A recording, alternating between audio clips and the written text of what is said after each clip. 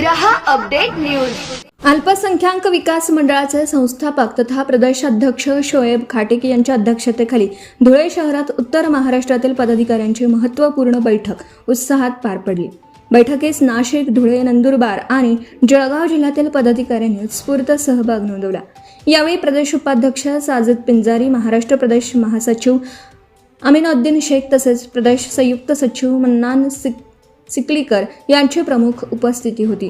बैठकीला मार्गदर्शन करताना प्रदेशाध्यक्ष शोएब खाटिक यांनी संघटना अधिक मजबूत, सक्रिय आणि समाजातील प्रत्येक घटकापर्यंत पोहोचवण्यावर भर दिला। अल्पसंख्याक समाजाच्या विकासासोबतच शिक्षण, रोजगार आणि सामाजिक उत्थानासाठी संघटनेचा विस्तार प्रत्येक गाव, तालुका आणि जिल्ह्यापर्यंत करणं ही काळाची गरज असल्याचं त्यांनी सांगितलं।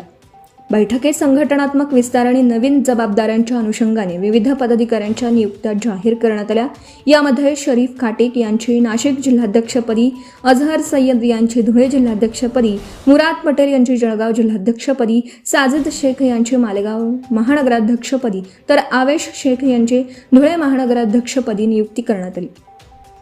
दरम्यान संघटना विस्तार अभियानांतर्गत मोठ्या संख्येने नवीन कार्यकर्ते, समाजसेवकांनी अल्पसंख्याक विकास मंडळाचे सदस्यत्व स्वीकारून संघटनेत सहभागी होण्याची घोषणा केली। प्रदेशाध्यक्ष शोएब खाटिक यांनी सर्व नवनियुक्त पदाधिकारी आणि नवीन सदस्यांचं स्वागत करून समाजहित आणि संघटनेच्या हितासाठी पूर्ण निष्ठेने काम करण्याचं आवाहन केलं।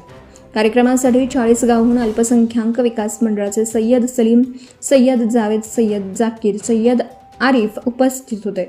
कार्यक्रमाचं यशस्वी आयोजन धुळे जिल्हाध्यक्ष अझहर सय्यद यांनी केलं। कार्यक्रमाच्या शेवटी सर्व नवनियुक्त पदाधिकाऱ्यांचा सत्कार करण्यात आला। तसेच उत्तर महाराष्ट्रात संघटना अधिक मजबूत आणि प्रभावी करण्याचा संकल्प यावेळी व्यक्त करण्यात आला। Bureau report, Vijay Gaikwad. Subscribe now and press the bell icon. Never miss an update.